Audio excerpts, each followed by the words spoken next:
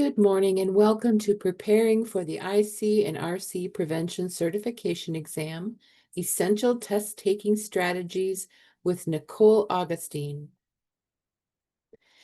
This presentation was prepared for the Great Lakes PTTC under a cooperative agreement from the Substance Abuse and Mental Health Services Administration, or SAMHSA.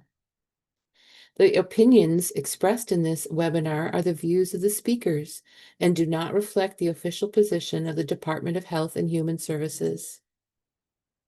Got a few housekeeping items. If you have technical issues, please individually message me, Rebecca Buller, in the chat, and I'll do my best to be helpful. If you have questions for Nicole as we go through, will you please put those in the Q&A section and not in the chat? That way we won't lose them as the chat rolls by. Your questions are important to us and we'd like to address them. If captions would be helpful, use your Zoom toolbar near the bottom of your screen and choose Live Transcript. AI note takers are not allowed in our trainings, and we will remove you from the webinar if you activate them. And certificates of attendance will be sent out via email to those who attend all the sessions, or all session, and they'll come in your email within 1 to 2 weeks. And now I'm going to turn things over to Nicole, who's founder and CEO of Rise Consultants, Inc. Have a good day. Awesome. Hello, folks. I hope everybody is doing okay. Welcome to the webinar. It's wonderful to see all the different folks saying hi in the chat. I love it. Let me just get the screen share switched here. Rebecca, I need to switch screen share with you. Awesome. Thank you so much. Okay. So for those of you who know me, I have to play just a little bit of music to get us started as we move into our webinar today. Thank you all for being here. I'm a huge fan of disco pump. Punk is a new type of music I've been coming across here lately. I'm going to put this link in the chat to this playlist right here of chill disco music. If you ever need some background music at work, I find this to be really good background music. So thank you all for being here. Let us get started. I also love to use Mentimeter. So we're going to go ahead and do this immediately to get you all set up. Two ways you can do it. You can grab your camera, that camera, show the QR code there. It'll drop you into Mentimeter. It'll show up right on your phone.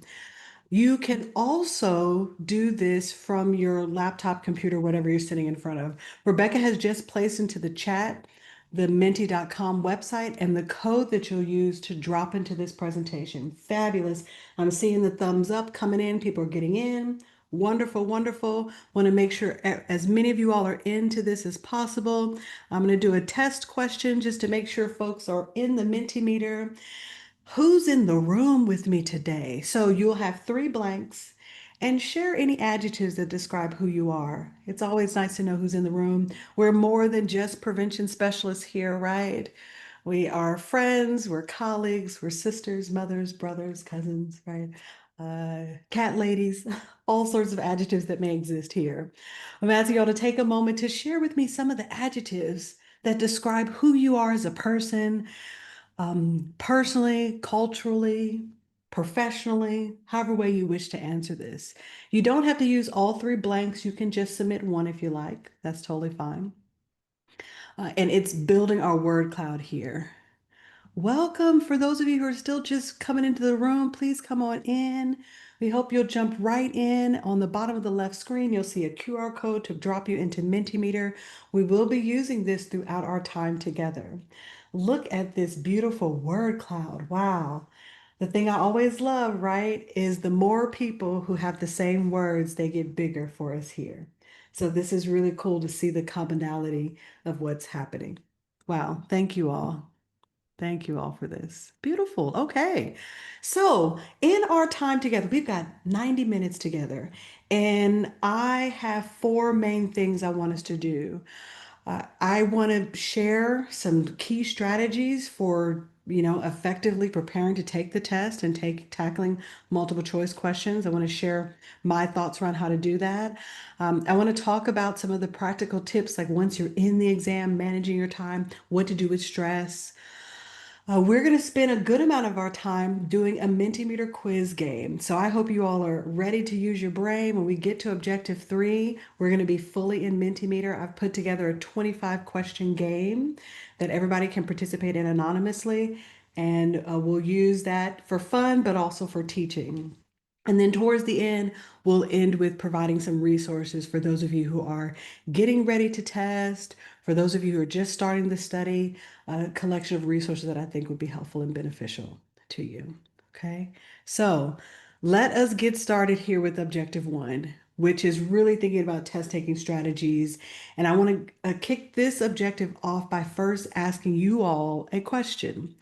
When you're thinking about multiple choice questions, and again, if you're in the Mentimeter on your phone, it should show up right there. What's your biggest challenge when you're preparing for multiple choice exams? Okay. And I'd be curious, like, what ends up being the highest voted challenge here amongst the room? Look at this coming in. Wow. Hello, we got some more people in the room. Welcome, welcome. Thank you for being here. Please do go ahead and jump right into the Mentimeter for those of you who just got into the room. And there's the code on the screen. It's also in the chat. Wow, look at this. This is really interesting that many of you are staying the last two staying focused and anxiety around choosing answers. Very interesting. Okay. So this is just helpful to see. And I was curious what would be the vibe here in the room. Well, I thought it might be helpful if I share a little bit about my story. I started my test prep journey back in 2012. And for me, I had just moved to North Carolina. I had recently finished grad school, but frankly, you all, I wasn't working in prevention. I had a hard time finding a job. And I found one in North Carolina. I learned about being certified. Because I had had my MPH, I also was knowledgeable about the MCHES and CHES certification option. And I took both tests at the same time, and it was really eye-opening for me because I sat and observed the difference between the amount of resources I had to study for MCHES versus the resources I had to study for my prevention specialist exam. And so it was a really intriguing experience, you all. And at the time, that agency I was working at, there were four of us who wanted to take the exam, and we built a study group together. And true to form, I was this kind of kid in college. Started the study group. I would create lessons for us to do, quizzes. I just got a lot of joy from that. And all four of us ended up passing that exam. And it was through that journey, that experience, that someone in there was like, you should really consider, like, documenting this, creating some sort of study guide. And that began my journey of the actual building of the study guide that I ended up writing and releasing in 2012, 2022, actually. It took me a while to release it, y'all. But I did it. You know how it is. And so I share this because for me, certification has always been something that's been important to me. And I just put energy into how do I help pass the test? Because I have to admit, when I was interviewing people who had studied or tried to take the test, I met a lot of people who had taken it more than once and hadn't passed. So I was kind of nervous about how hard this exam was going to be. But I realized for me, what I felt some of the reason that people struggle to pass is there's a gap between what you do on your job and the types of content you're tested on. Okay. And that is what really helped me think about preparing for the exam differently. So, what I share with you all today, what I share in general, is purely from my experience, from what has worked for people I've talked to. I've done a lot of like talking and coaching folks around taking the exam, and people having higher success in passing it the first time. but definitely passing the second time if they miss that. And so I just want to let you all know that I'm a huge advocate for the test. And I think for me, it brought a different level of knowledge around prevention science that I didn't get just by doing my job, which at the time, my job was just prevention education. We know there's 6 strategies, y'all, right? But I was predominantly using one strategy. I was going into schools teaching curriculums. And if that was the only thing I was doing, it definitely wasn't preparing me for the breadth of knowledge I needed to take the exam. So I just wanted to share a little background of how I got to the information that I'll be sharing with you all here today. So first, I want to talk about key strategies that really, really worked for me. And the first one you can imagine is going to be the study group. This is literally what I did. I am a firm believer that more brains are better, especially when it comes to this work and the content. So the forming of a study group, one, it created accountability for me. Like we were going to meet every whatever date we chose, right? That accountability around maintaining a cadence around studying. So I always recommend people find someone else who's wanting to get certified also and do the studying together. I also recommend that people find a mentor. And this is sometimes can be a hard thing to do in prevention. Our field is small already, which means the mentors that do exist potentially are taxed or tapped pretty heavily. But if you can't, I always recommend finding a mentor because the field has made amazing changes and shifts over the last decades here. And there's a wealth of knowledge you can gain from mentors that's beyond the books, the study you do, and all those sorts of things. So I always recommend finding a mentor. When you get to the place of, practicing test taking, I encourage people to actually time themselves. See what your pace is. It's a multiple choice exam, which means there's a lot of reading. Some people read faster than others. You want to know that about yourself. And the best way to do is do a timed exam. There are options for, either you have a paper exam that you're doing, just set a timer to see how long it takes you to get through that. But there are test taking options. We'll share some of those towards the end from IC&RC's. Their page shows where you can actually take a timed test too. So I encourage people to do those sorts of things. It helps quell your nervousness that you may have. Some of you mentioned anxiety, right? It can quell that too by helping you get familiar with the pressure, if you will, of taking something that's timed. When you're doing your studying, really take some energy into looking at the questions. Like, even if you get it right, take the time to understand, do you know why you got it right? Was it by happenstance? Did you guess and get it right? Or do you know that it's right? And I have found that that has been extremely helpful. One of the things I hear much about the exam is that the questions aren't always straightforward. And so you have to do some thinking around that. And the more you really take time to think about each question that you answer on your own, it helps you to begin to think through the content more deeply, which is an important part of the exam. The other strategy that I find helpful is to think about your learning style. This is something I've been doing a little bit more research on here later in life, is understanding different types of learning styles so that as you're creating an opportunity or a study schedule, you're creating one that works best for you. Are you a kinetic learner? Are you an auditory learner? Are you a visual learner, right? What are the different ways that you need to learn? And then you can build your your study space around that. If you're an auditory person, you might have to do recordings of yourself, teaching yourself the content, listening back to it, things like that. If you're a kinetic learner, you might need to be on the treadmill when you study. You might need to be moving. You want to think about these sorts of things to really kind of maximize your learning experience. The other thing that I think became important for me is to take an even closer look at the work I was doing. So, like I said, for me, I spent most of my beginning of my career doing prevention education, but I didn't know much about the curriculums, the why. I didn't take time to look at what was the theory behind this particular curriculum that the developer used. I didn't like dig into it. And what I realized is that many people don't, right? You get a job, you're given a curriculum, you're told what to do, you kind of go do that. But what I did find helpful is to really start to dig in. So I would look at PT&D and look at the front matter to say, oh wow, what is the theory that the developers used in order to come up with this curriculum or any of them. So I recommend people take that time to do that. If you do coalition work, environmental strategies, really begin to evaluate and critically analyze why did we choose to do this?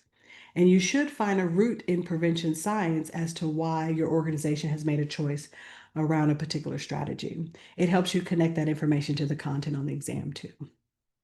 The last thing I want to say here around key strategies is the recognition that in the test taking space, there are opportunities to do special accommodations.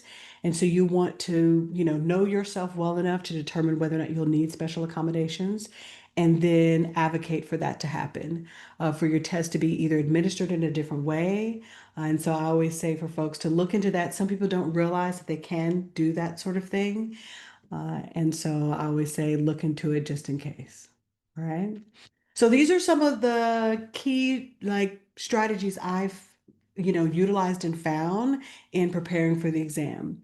The next set of strategies I want to share with you is specifically around learning. And this is something that I've been looking into more here in this last year of how do we actually understand the science of learning itself. We are all adult learners here, and so there's a really wonderful resource, and you'll get the references here. But there are actually 6 strategies that are science-based on how to help you learn and retain information over time. Because as you get ready to study, you all, it's a lot of content to learn. So ideally, you want to be retaining what you're taking in. That way, when you sit for the exam, you're able to kind of synthesize all the things you've learned to really do well. So these 6 strategies I want to share with you. And as I talk about them, be thinking about which strategy or strategies resonate with you specifically, which ones you want to think about incorporating into your own learning style here as you're moving forward. So the first one is what we call spaced practice. Okay.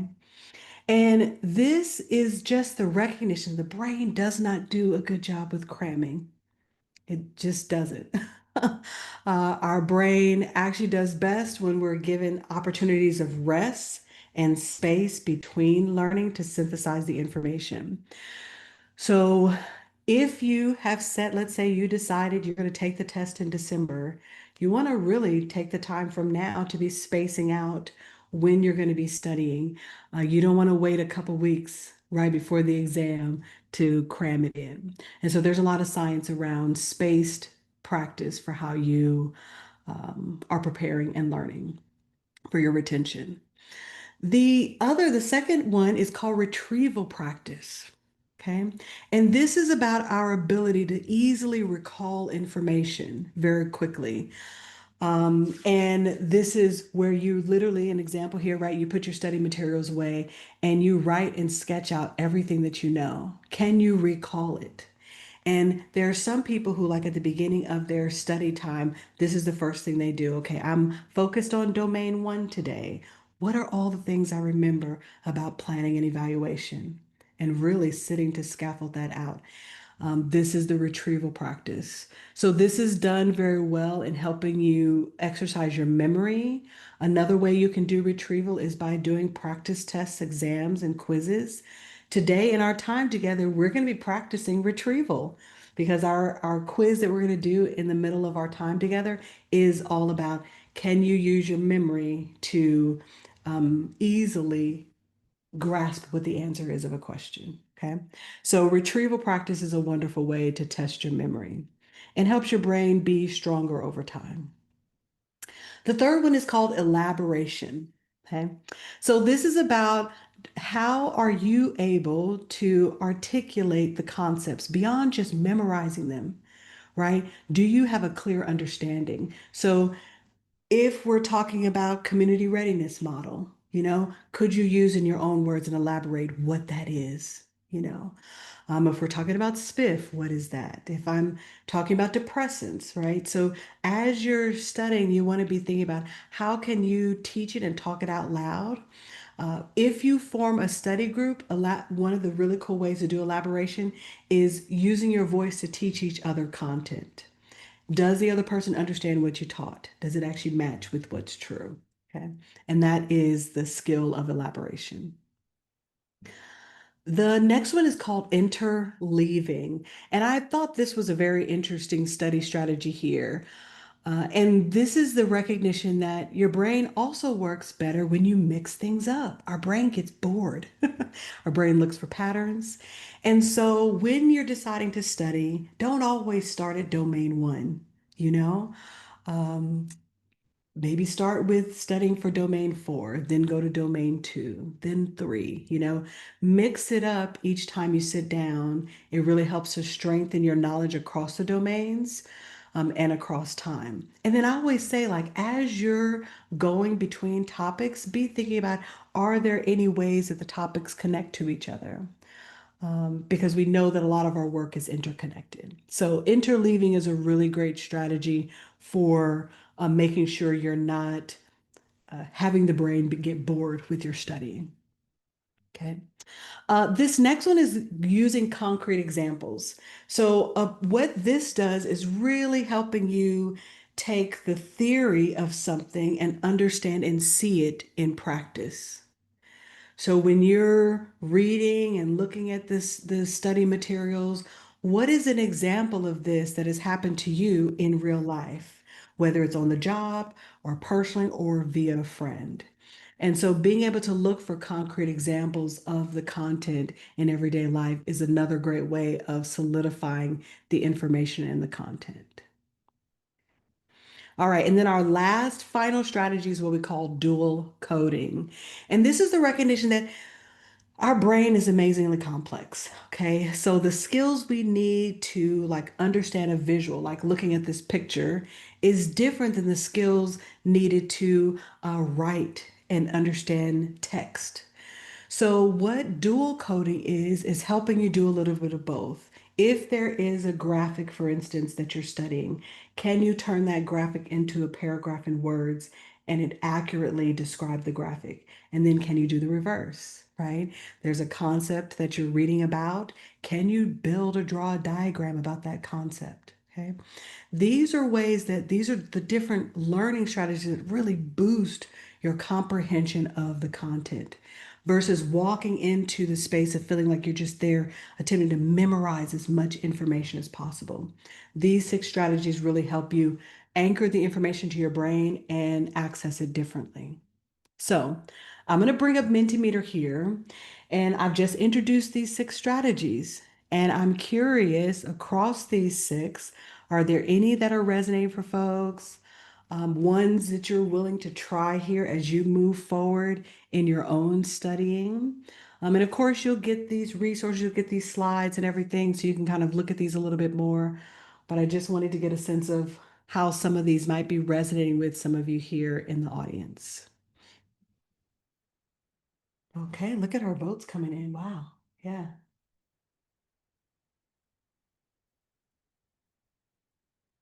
yeah.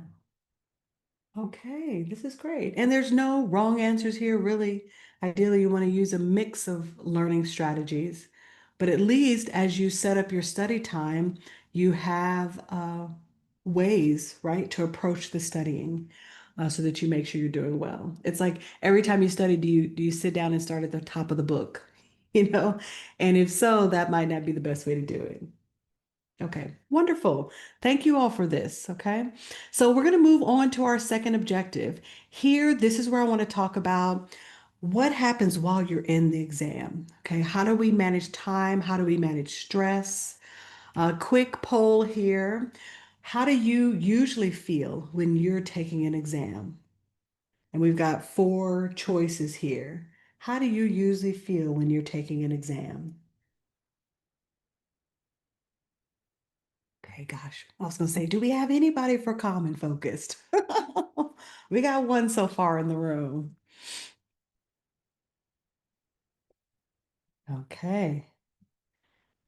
Okay. Wow. Okay. So, okay. Most of us slightly, but manageable. That's great. Okay. And then we do have some folks who are on this other end, which happens too. Thank you for the chat. Feel free for people to respond in the chat too. Thank you. I realize there might be maybe some folks who came in after we got started. Welcome to the session, you all. Okay, so let's talk about what does happen in the day of the exam. It is a computer-based exam. Lily says, jealous of the three, right? The calm folks, right? I was thinking the same thing. It is a computer-based exam. One, which means I think the administration of the exam is even better than, previously when it was, paper. In general, you're given a 3 hour block of time, which for me, I feel most people have said has been a reasonable amount of time. There's a total of 150 questions. You will need to answer all 150. Uh, However, only 125 are actually scored. They're always kind of like testing out new questions and things like that throughout. The maximum score you can receive is 800. You need 500 to pass. Okay. So what I say is when you're in the moment, I did notice we did have quite a few people who were talking about the anxiety types of things that may be happening. I want to speak a little bit to like once you're in the exam space, what to be thinking about. And the first thing, I know it sounds cliche, you all, but it's really thinking about your breathing. Some people don't even realize that they're holding their breath or shallow. So I always say when you first get in there, take a moment to like really ground yourself, to have a consciousness around, am I breathing deeply? You don't want to be restricting oxygen to your brain. Your brain is really on performance that day of the exam. So you do want to really have a consciousness around your breathing, because if you do have any type of anxiety, right? Breathing shallow, breathing not as deeply is only going to agitate that over time. And if you're there for 3 hours, it's a long time for the body, for the mind to go in a stressful space. So think about and consider your breathing from the very beginning. There's a famous quote, and I should know who said it. And I don't know it right now, but I will find who said it. And somebody probably will know after I said it. It says, whether you think you can or you can't, you're right. Okay, whether you think you can or you can't, you're right. And so that is my second thing to think about is really considering what is your mindset. Thank you, Henry Ford. Thank you. What is your mindset walking into the test, right? Even if you have some anxiety, do you believe you can? Do you believe you can figure it out? And I put that as number two because it matters a whole lot. You can have studied so much, you can have a wealth of knowledge. I have seen people with years and decades of experience get in this exam and not pass. And I don't think it's because they couldn't. All right. So I do believe there is some work that it has to be thought about around what is your mindset walking into it. I say walk into it thinking, I can figure it out. Even if the test is hard, I can figure it out. Because I do believe that helps how you do the next thing, which is how you read, how you approach the entire exam as a whole. Okay. From people who take it, it is not like a super easy exam. So you do have to read the questions carefully. You do have to have intention and focus. And I think some of you said staying focused is a challenge. I would recommend that people think about like, how easily are you distracted? What do you need to keep yourself from being distracted? And thinking about those kind of things you want to do to really help yourself in the moment. Because often what happens is the multiple choice options will be somewhat similar. Sometimes there'll be obvious ones that you can just be like, okay, I can get rid of them. But sometimes you're in a situation, you all, where you're just choosing what is the best answer of the answers that exist. That happens too. And that can make some of the questions a little bit harder than others. To that, I say this, you all, with it being computerized, we do have the option to bookmark questions. So if you have one that's stumping you, I say tag it, move on. Tag it, move on, okay? Because you can always circle back to the ones you've tagged. Ideally, you want to move through all of them so you see them, so you understand them, right? And if there's ones you need to come back, use your time on the end to come back and dive into those versus running out of time because you might get stuck on one particular question. In general, it's important to remember you just got 3 hours, okay? Which should be plenty of time, but you do want to be monitoring your progress and paying attention to that. That way you can let yourself know, ooh, do I need to speed up a little bit? How many questions have I bookmarked? Am I only going back and looking at 10 of them, or do I have 50 questions I need to go back to, right? That's also something you want to be thinking about. And through all of this, you all, if you get in that moment, I always say go back to the first two. Consider your breathing, okay? Getting oxygen to your brain is the best thing you can do in that moment. It'll help your anxiety, it'll help your thinking. But then, two, remember that you can figure it out. You really can. And I think those two moments become really important in that moment of the test taking. And I find that people find themselves, getting through it a little bit better. Okay. So though these are like the first parts I want to kind of talk to you all about. We're about to get here into the game here in just a moment in our next objective, but I want to pause here a moment. I don't know if anyone had any questions, remember to place those in the Q&A. That way they don't get lost in the chat if folks have questions. And then if someone wanted to raise their hand, ask me a question, you can do that too. You would just need to use the hand raise feature so that we could unmute you. So I'm going to pause just for a minute because we're about to get into the game. Are there any questions so far around studying, around being inside of the testing experience before we move into our game part?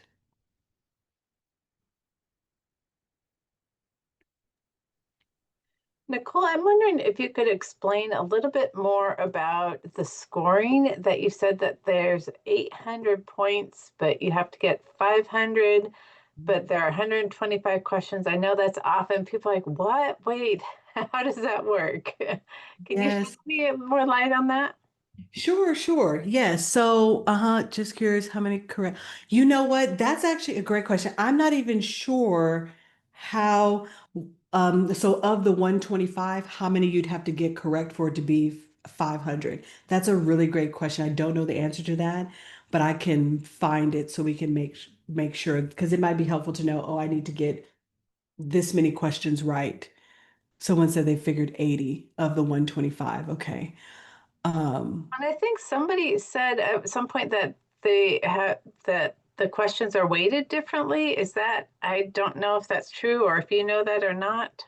I am unsure about that. I'd have to check the candidate guide to find out, but I could let you know. All right, we'll do some digging Yeah. between Yeah, the we'll do two of some us, digging and on then the that. follow-up email, we can share that with you all. Definitely. Yeah, we can definitely do that. In the testing area, is there anyone else? Yes, there can be. So usually it's like my experience, it was a computer lab type space. Although there were, like during COVID, there was proctor testing that happened virtually. So I do know some people, even still now, who actually proctored the exam from inside of their home too. So there wasn't anyone else there. But for the most part, it is like a testing center where there are potentially other people around, or you might be on a day where there's, no one else. It is all multiple choice. Yeah, the whole test is multiple choice. And the questions, so we have 6 domains, right? The questions are mixed up. So it's not like you're going to take all the questions related to domain one together. You know what I mean? Um, so there's that. I'm just looking here. And I realize some of y'all are using the chat, so that's okay. Okay. So starting from the Q&A, do we need to only need to study the domains? So the domains are the main categories of topics. If you're studying from the domain perspective, you should cover everything that's on the exam. So I think that's the best way to describe that. And unfortunately, there isn't like a domains book, if you will. You get what I mean? So, but if you're studying all the content that's connected to the domains, you'll get everything. So for Hillary asked a question about, is it computer or paper? It is a computer-based exam. I don't know that there are paper-based options anymore. I don't believe that there are. I have not seen that there are. So uh, I'm not sure if there is a paper version where, if you had to bookmark what that would look like. Oh, how do we bookmark? Okay, sorry. I saw the second part of your question, Hillary. So, in the computer system, there's literally a option to bookmark. So as you're looking at a question, you'll answer it, or you can say bookmark it and it'll tag it. So you'll be able to see how many questions you've tagged um, overall. Okay. Someone's asking how to find the people to form a study group. This is a great question here. So in my instance, I guess I was lucky, right? I had other team members. None of us were certified, so we kind of did it together. If that isn't your case, I would recommend could potentially connecting on a social media space. Sometimes you might be surprised you could do a post, even if you're in spaces like LinkedIn. Hey, I'm a prevention specialist getting ready to study. Anyone else want to join me? I think about social media spaces like that. What I actually did is in my community, I actually looked for what were the other prevention organizations that were in my community. And I went and met some of those folks and visited them. I tried to see, are you certified? That's actually where I found two or three people who had already taken the exam and hadn't passed.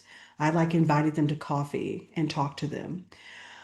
So that's what I did to help me find people. So hopefully that helps. Are there any breaks? No, there are no breaks. That now, if you need to use the bathroom during, that is something you can do. It is a proctored exam, so they have procedures for what that means to use the bathroom, and your testing center will discuss all of that with you. But there isn't like a scheduled break for the exam. Okay. Um, the exam is 3 hours. And then someone was asking about the 6 domains. So let me ask the room because we got some people in here who know. So let's use the chat.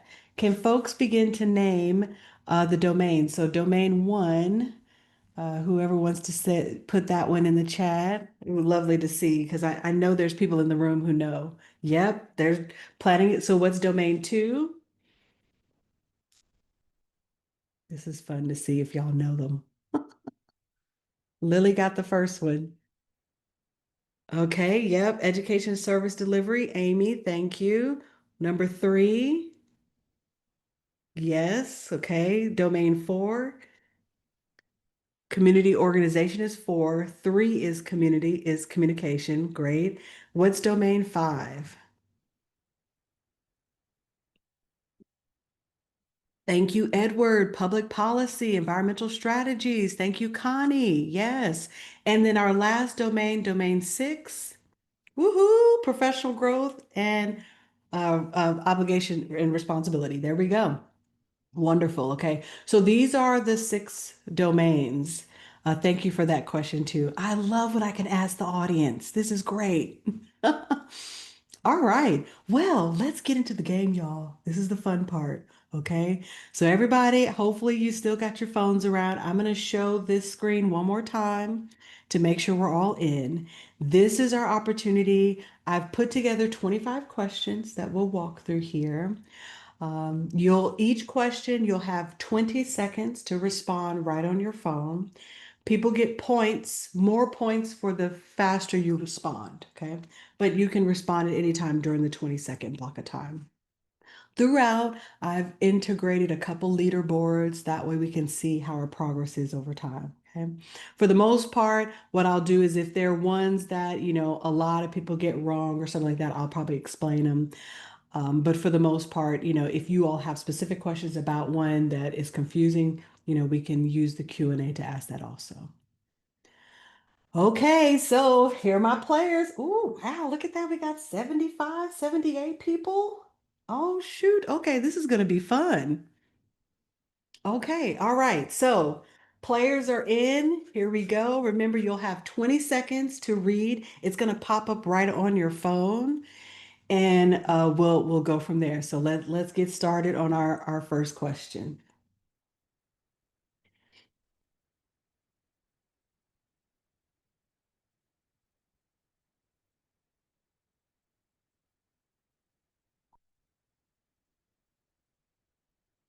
Ooh, wow, some of y'all are quick.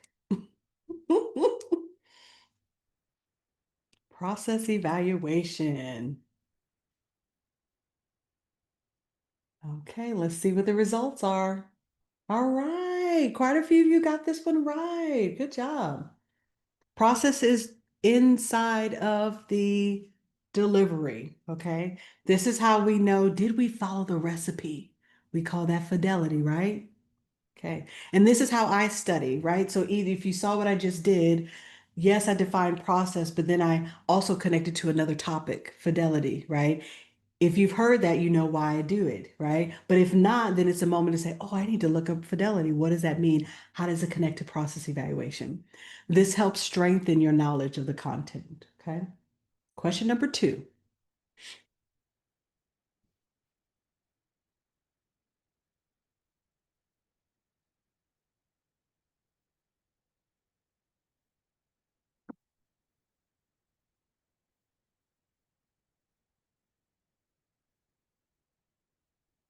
Okay. Output measure. Hopefully folks see that and think logic model. Okay. Ooh, look at this one. Okay. So output measures are connected to our logic models. And so for this one, I'd be looking at, okay, what are pre and post tests and what made me choose that one, right? That's what I'd kind of be looking at here. But your outputs are your counts. So an example, as it says here, is the number of participants who ended up getting served by your program as an example of an output. All right. Okay, and you guys will get this presentation so you can look back at the questions you got right. Yeah, right, Charlotte, go with the gut. And here's the other thing too, right? If you get it wrong and you notice what the right answer was what your first mind said, think about that, right? Because I guarantee, Charlotte, you're not the only person who has those moments. So sometimes if you notice that pattern, you might be someone who needs to trust yourself better, right? That's something to think about. All right, here's our next question.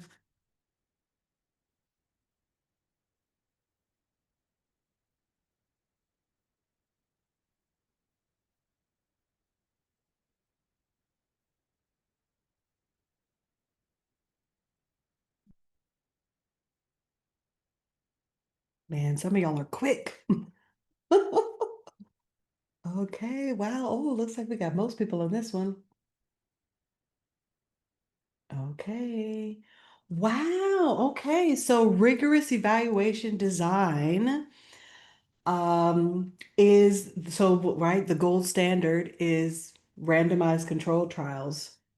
Where you actually have random assignment of people to either a control group or not control group. So there were some people who got that right, you know. I'd be looking at, evaluation and the content from there too.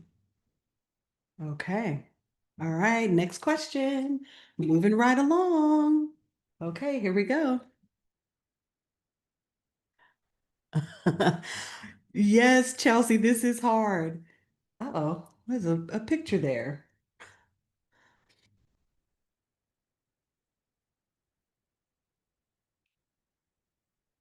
And remember, this is just fun. So obviously, you're going to have more than 20 seconds to answer a question on the exam, right? So I'm putting a little pressure on your brain to think fast. Okay, so the CSAP 6. Okay, most of you guys got this right. Yes, yes, yes. Oh, okay. Most of y'all got this right. Wonderful. So again, with that question, my brain would say, can I easily recall what the CSAP 6 are, right? Those are kind of ways I look at it. Okay, here we go. Next question.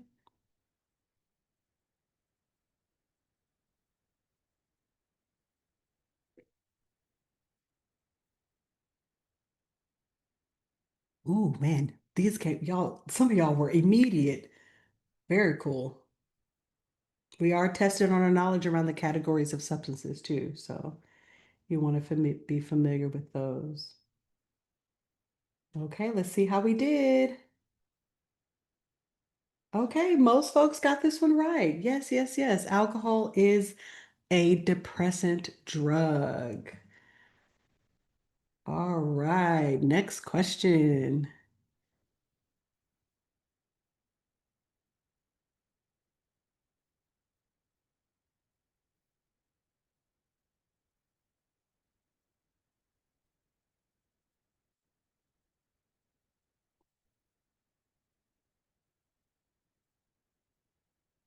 Be interesting.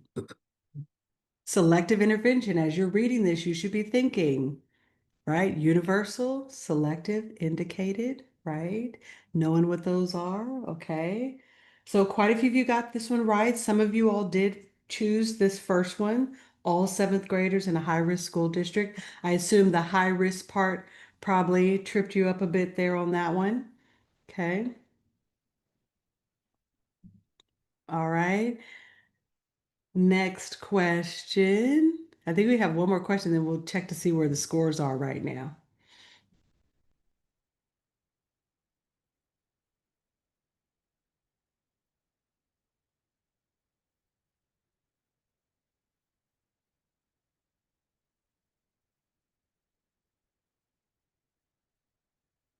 Hmm. Social development strategy.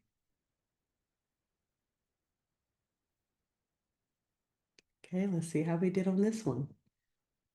Okay, yes, most of you guys got that one right. Wonderful, wonderful. Okay, here we go. And then we're going to check where our scores are after this one here. Next question.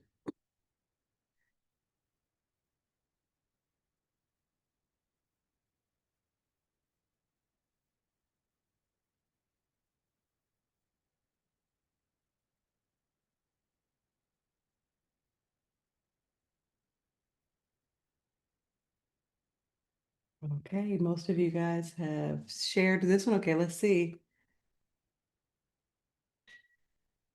Yep. Good, good, good, good. Okay. So let's see how we're doing. Some of you guys use your name, some of you kept the anonymous name, but this will just give you a sense of where you are score-wise, okay? All right. So we've got okay, some pretty good scores here. Okay, so we're about to move into the next set of questions. People see where you are. If somebody's looking to boost themselves up and get some more points, it would just mean answering a little bit faster. Okay, here we go. Moving right along. Here's our next question.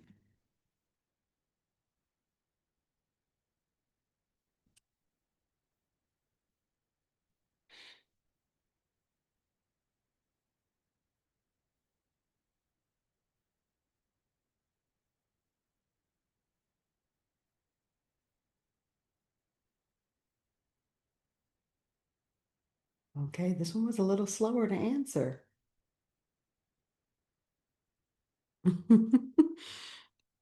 Okay, good job. Yes, practice. Praxis, and this is just understanding what the word praxis means, essentially. Okay, here we go. Next question.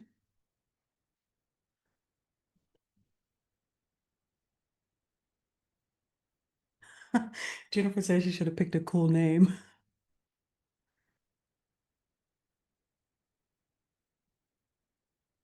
Okay, process model of communication.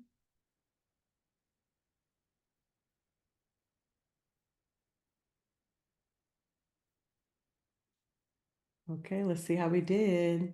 Oh man, okay. Someone said don't forget to breathe in the chat. I love it. So when I see this one, process model of communication, my brain actually sees the model and the picture. This reminds me of one of the study strategies.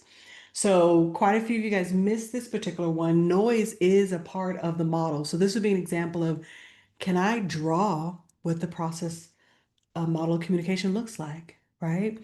And if I can't, how do I do that? That way you're seeing the moving pieces.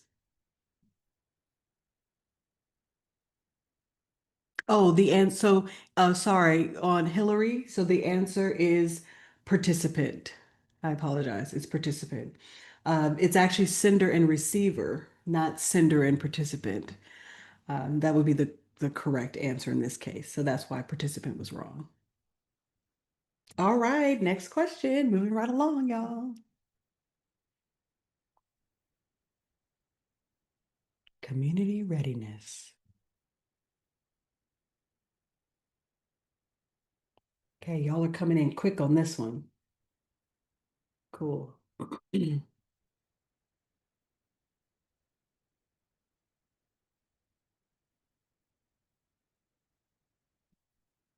Okay. Yes.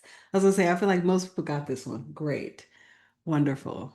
Community readiness. And with that one, I would say, do you know the 9 stages, right? It's always looking at how do I look at the content and test myself even further. That's what we call elaboration, right? Thank you, Chris.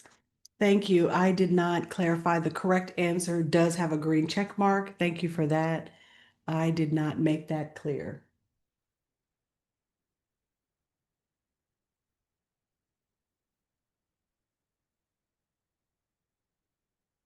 Ooh, logic model question.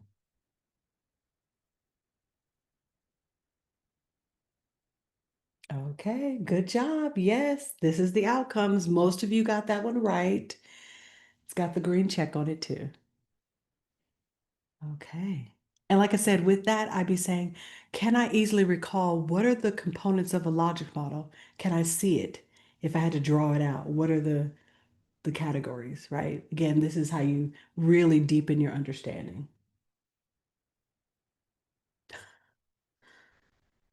Oh, Jose, Jose.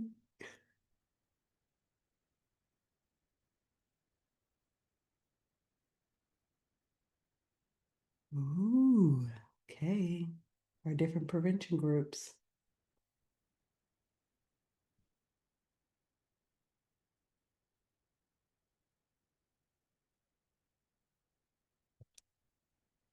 All right. So there was a mix here, right? This is an indicated group.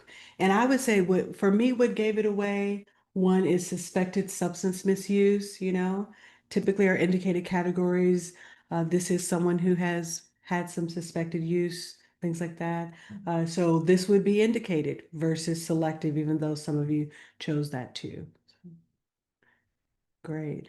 Okay, here's our next question. We're halfway through.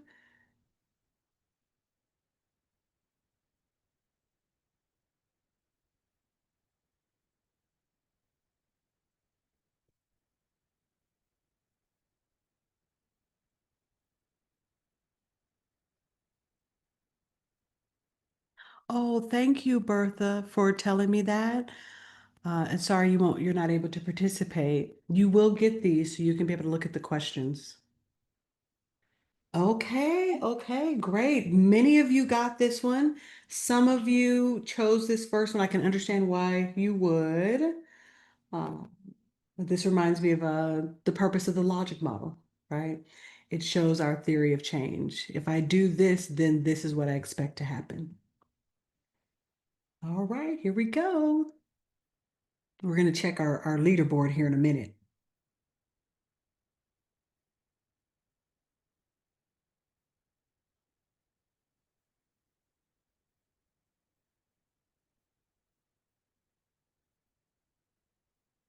Hmm.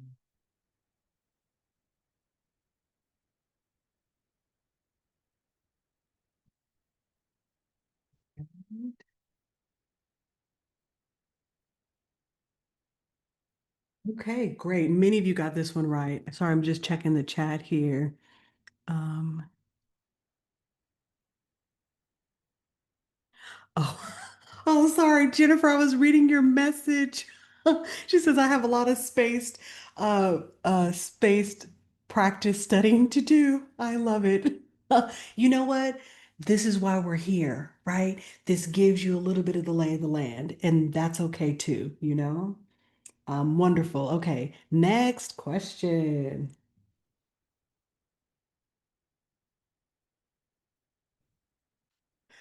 Yeah, maybe there's an opportunity for a study group to be people to find study group people through here too. Hmm.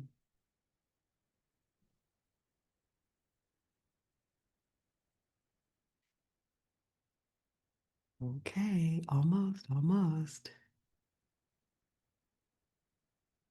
Okay, very interesting here, right? Our fidelity checklist helps us know did we deliver it as planned. So I'd be asking, what does our pre-post knowledge assessment tell us, right? That's different than what a fidelity checklist tells us. Okay. And again, I realize there's the pressure of time, right? Which makes us nervous. And oftentimes you look at something like, oh man, I knew that was this answer. And that's okay too, right? Ah, okay. All right, so let's see how where we're at right now. If there's been any change. Oh, what? JD took lead. Okay. Now look, Abby got real fast, so let's see. Anything can happen. This is our last swing of questions, y'all. You guys ready? Last swing of questions here. Folks see their position. There's some folks who maybe can gain some extra points here. And so Jose says he needs gum. Wonderful. Okay, here we go. Our last 8 questions. Here we go.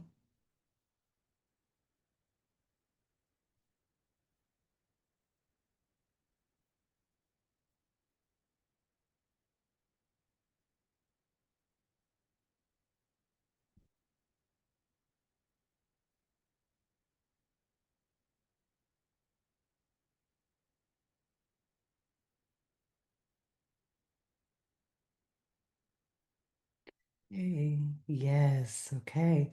Co-development of the content, right? Not just translation of the material. So I love this. This is great.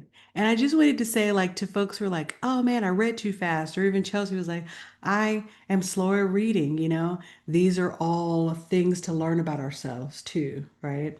And again, this is, a timed webinar. All of this is timed. I think you'll find when you're in the exam, you have a little bit more freedom and space to think. What this is pushing us to do, this is that retrieval practice. Can I quickly identify answers? With accuracy is what this is about here. Okay. And that can be helpful just as a practice for your brain. Okay, here we go.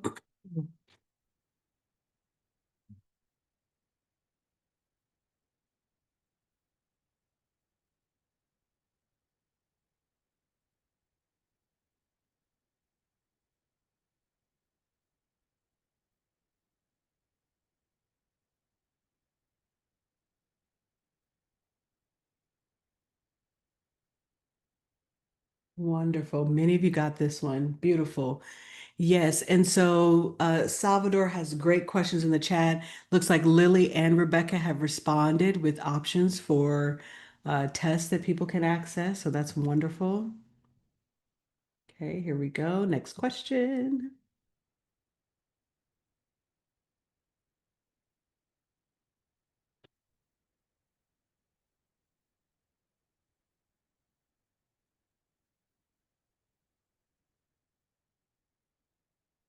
I think many people are going to get this one right. That's my prediction.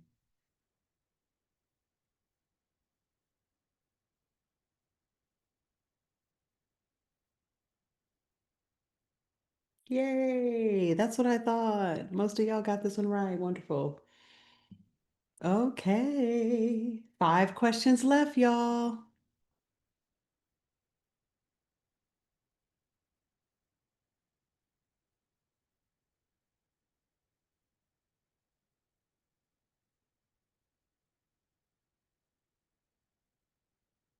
Mhm. Our highest level of question to be asked.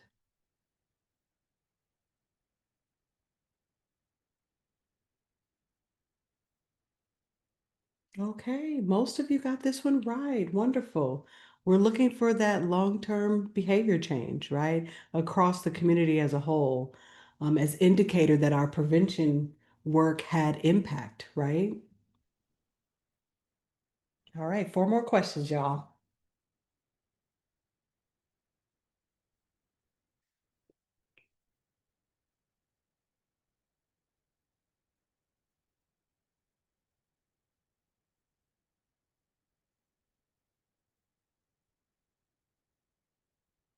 Okay, let's see. We got quite a few guys already answered.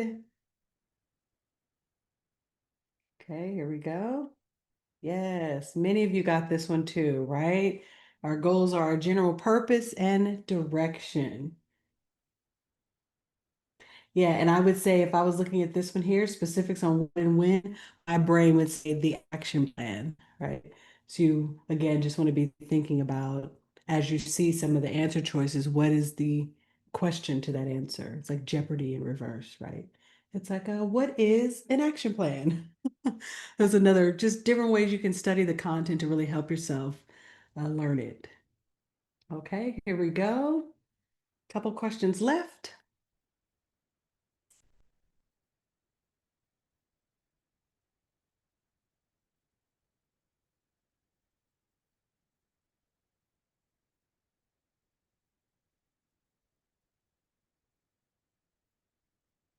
This one might be a little bit harder. Let's see how y'all do on this question.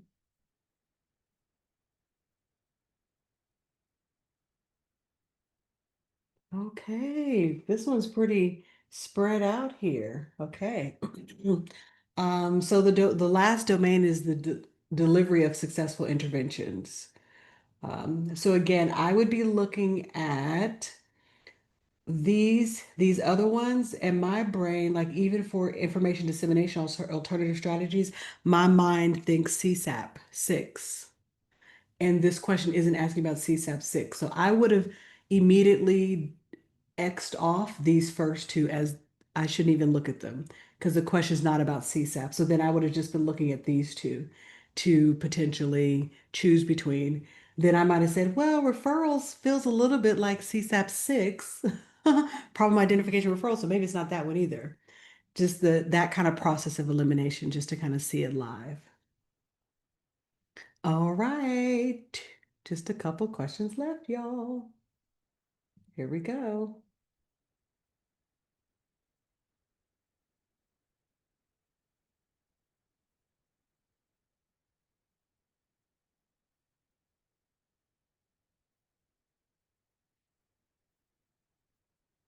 Your risk factor question.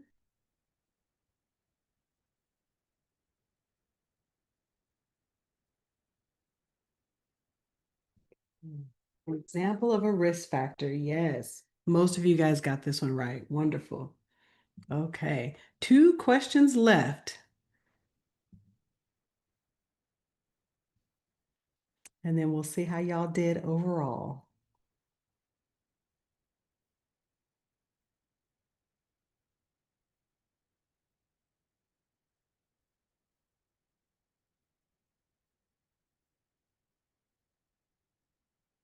Okay, the answers are coming in fast on this one too. Look at that. Let's see how we did. Good. Fabulous. Most of you guys got this one right. All right, our very last question here. Another evaluation question.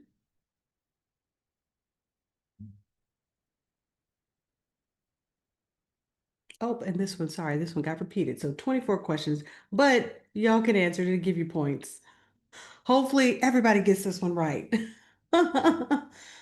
Oh, this is my freebie. Help you all get a few more points.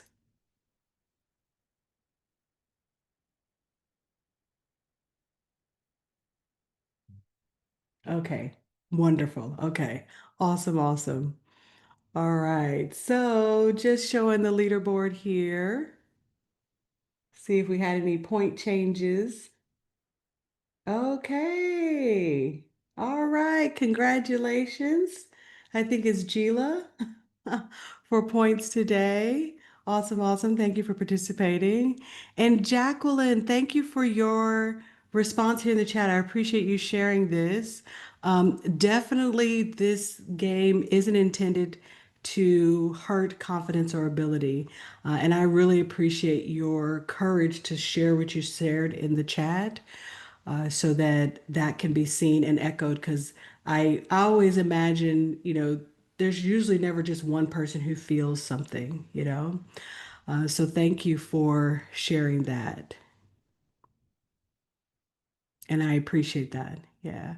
It is a little hard in sessions like this where you do have a limited amount of time, which does make it a challenge, right? 20 seconds to read a question and look at the responses and choose one is relatively quick time to think fast. So thank you for sharing that and lifting that in this space here. I really appreciate it. Okay. So our last and final thing to do together here is to think about the resources that can help you pass today. And then I'll also open the floor for additional conversations. So there are a set of resources that you all will receive as a part of this. Resources that will help and assist you all as you're doing your studying. There's the candidate guide that provides a lot of information about the test, about testing centers. Um, it even has some practice questions on there too that you all can look at and answer for yourself. And what I will say is for people, you want to be thinking about like special accommodations. I'm actually glad because this is a perfect example to think about. If as you're studying and you time yourself, like, and I say put a timer, a stopwatch, like don't do the countdown, do the count up. So sit down to do a practice exam, see how long it takes you to do it. And if you notice that you consistently need a certain amount of time, then do again, remember there's special accommodations, and that includes neurodivergence, as Jacqueline has mentioned and others have mentioned. You can get more time. I even heard some folks say, I feel like I read slow. Like these are things you learn about yourself so you can have the testing center create accommodations for you. So that's an important thing to kind of think about as you're studying and preparing. There is the Rhode Island Study Guide, which is a really wonderful guide that provides a lot of information. They recently redid it, so this is a newer one if some folks have seen the older version. I myself wrote a book, so happy to share that with folks. This again is a collection of information that I think has helped me sit for the exam. So feel free to check that out. I am in the process of writing a second edition right now. It won't be out till next year, but I am writing the second edition right now. Great Lakes has a wonderful set of test prep resources that you all will want to access and look at. It's been dropped in the chat, but again, you'll get all of this too. So there's a lot there. And then some of you probably are familiar with the Healthy Knowledge platform. Healthy Knowledge is a space where you all can get access to online courses, and we've mentioned specifically here a couple that are very helpful in thinking about preparing for the exam. There is content that tests your knowledge around pharmacology. Do you know that, right? And there's another courses by Great Lakes. It's a good just overview of prevention, substance misuse prevention. So those are available to you all also. The other thing that you all will receive is a workbook, a digital workbook that my team created that is thinking about prevention certification. So you'll receive the PDF version of this that is fillable. Inside of here, it's got, someone had asked earlier about like what are the domains. So let me just skip forward here. So here on page 10, it lists all the domains, what percentage they are on the exam in terms of percentage of the exam questions. So you have that. And then each domain itself has a definition of the domain, a bit of a reflection from me, and then a space for you all to like do some reflective prompts related to that domain. Do you have any gaps in your knowledge? Is there anything more you need to know? So each domain has this. And then I'm just going to skip down here to the back. I'll show you what else is in here too. Here we go. So then the content that I shared with you all today around the types of studying strategies, they're listed here. That way, in case you've forgotten them, you can access them too. And then at the very end is a study planner template. Okay. So if you really want to start, scaffolding out much you're going to study, when, what are the goals you have, this helps you kind of think critically about who you are and what's your best plan of action for studying. So this is a resource that you all have access to also, as a part of like what you'll have past this moment in time. Okay, so let me pause here a moment. I do have a couple more closing mentees here, but I want to pause a moment first to just see, are there any questions? And I'm checking the chat here too.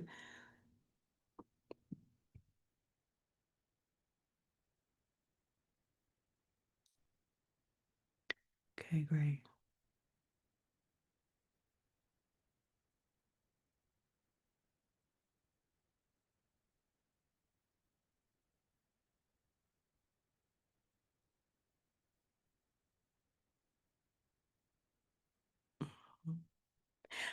Salvador is asking, can you print the study guide? When you're saying print, do you mean, and which study guide are you referring to? I'm just trying to get caught up here.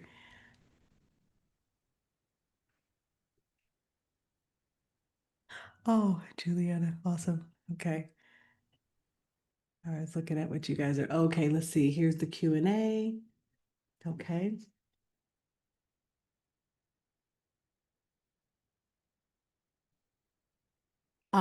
So Amy's question, the answer to that would be no.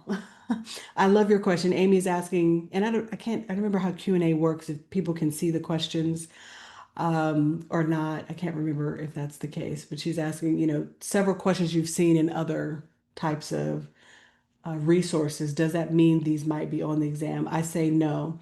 What has happened is our field, we haven't had a lot of resources that help people study.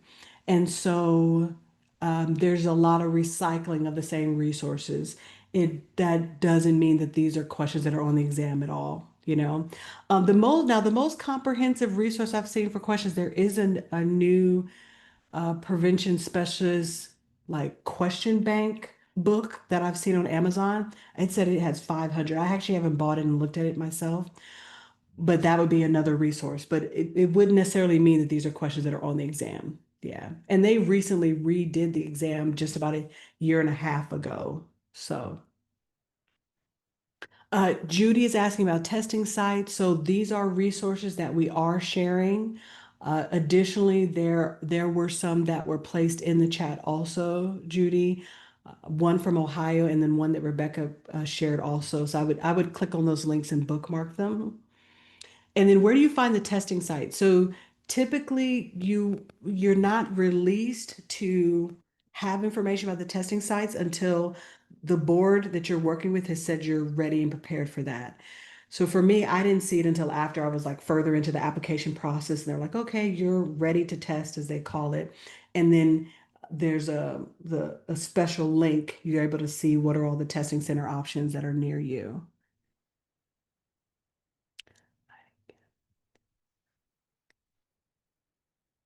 Okay. And then Bonnie, I'm not sure. Maybe if you would like to raise your hand and come off mute or put a little bit more. I'm not sure which question you're referring to. I'm wondering if she's about the process evaluation question, that last question maybe. On the quiz. That's my Oh, guess.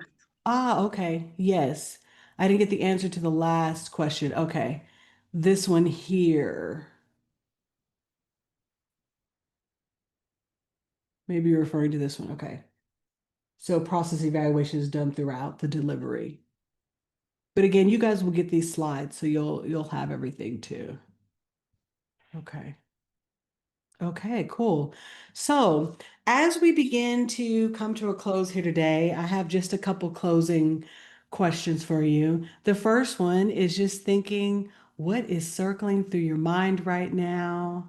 This is another word cloud. You can use up to all three adjectives or just one, but just want to get a sense of what's going on for people right now as we begin to close our time together.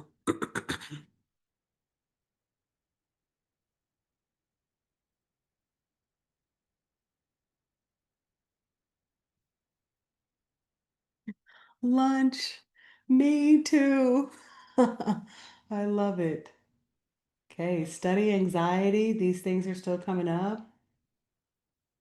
Okay. Somebody said I'm cooked. Okay, scared to fail. Yeah. Can I pass? Mm-hmm. Yeah. Kind of excited, overthinking, feeling better, right? So we have a real mixed bag in the room, which is completely understandable. Thank you in the chat, folks who are sharing their thoughts there. I appreciate that.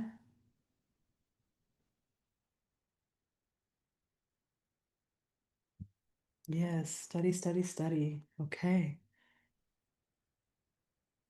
Yeah. Okay. Wow. Thank you all for this. Ooh, Amy, so the pass rate has been fluctuating. I don't know the new pass rate. I always tell people to reach out to your local board and ask them because they'll give you the pass rate specifically for your state.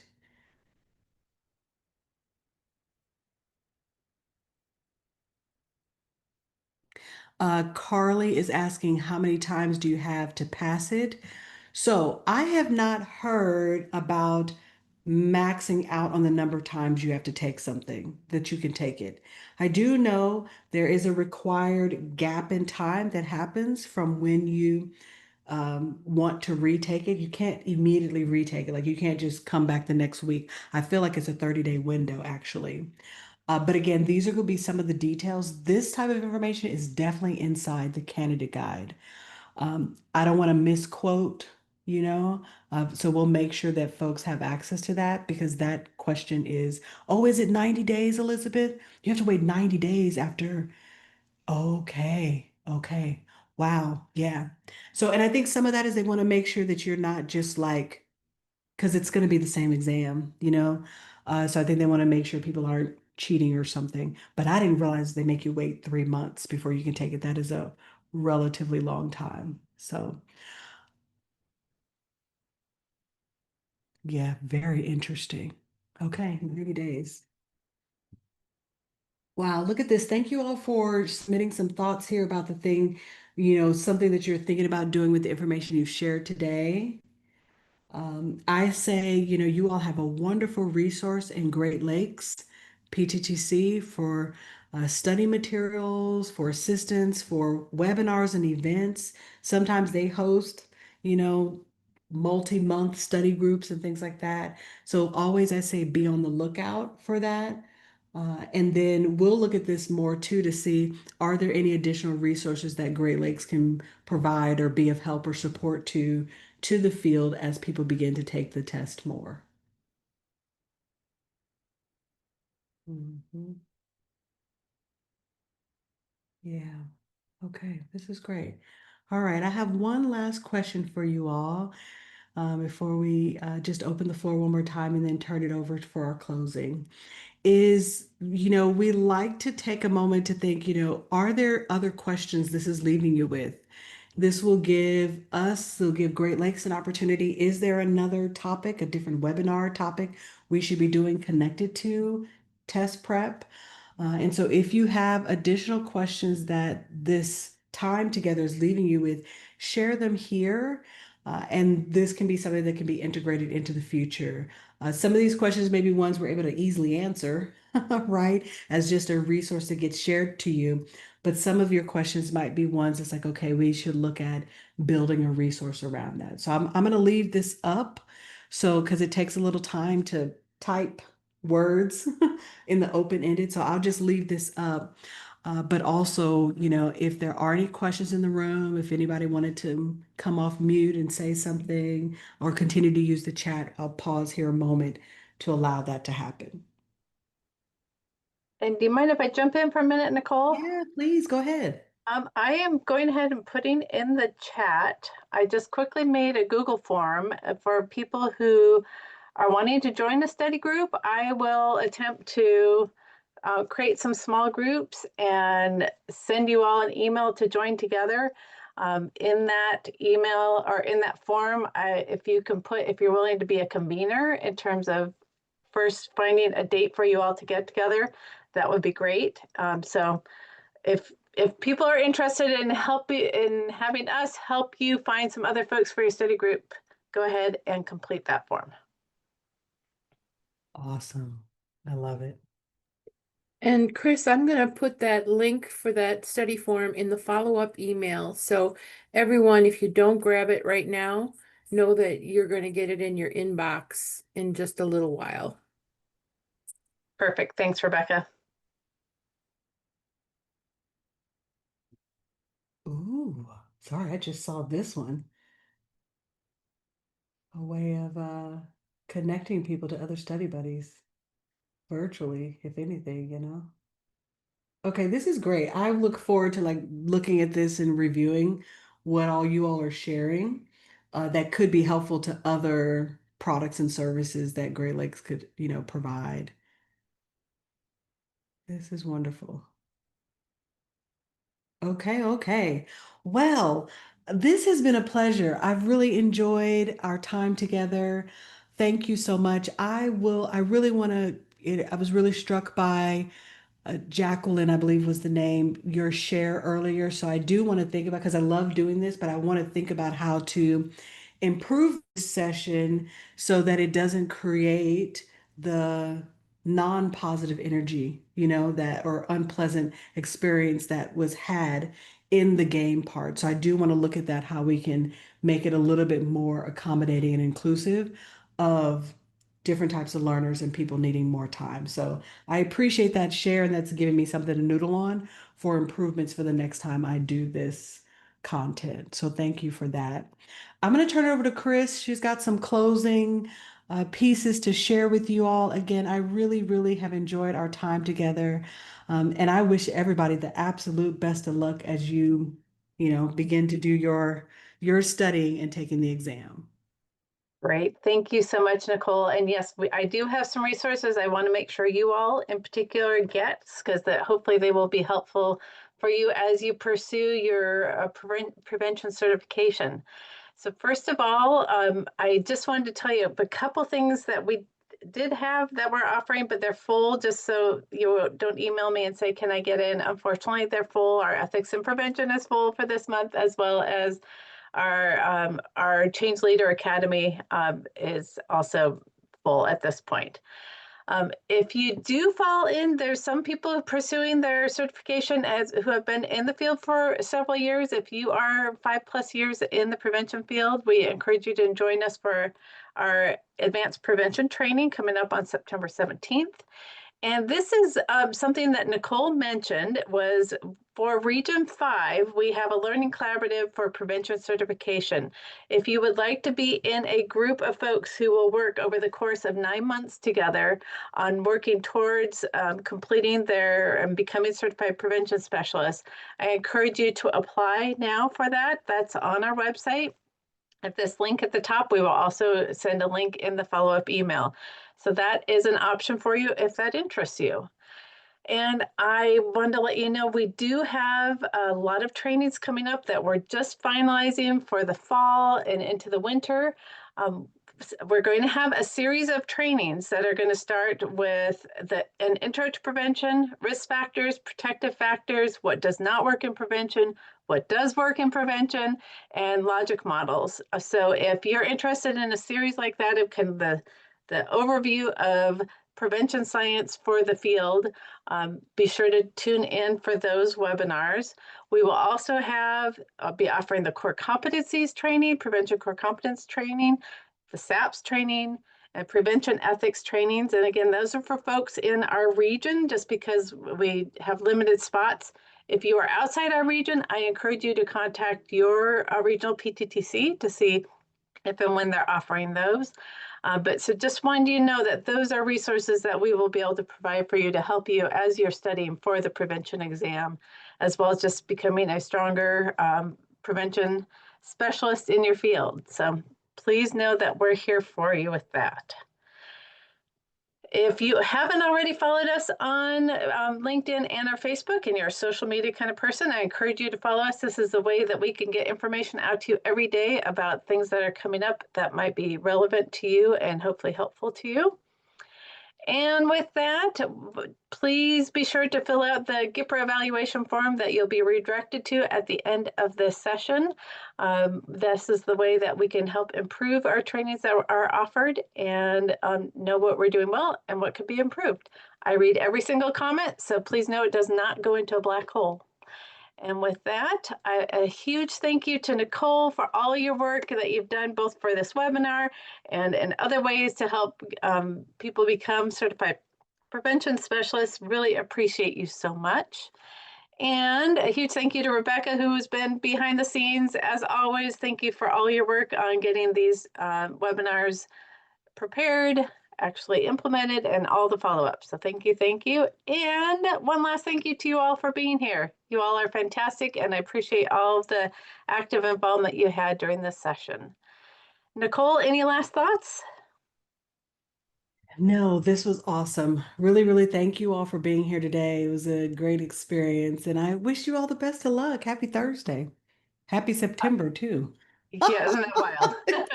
All right. Take care, everyone. Have a great rest of your day. Bye, Bye-bye. everybody.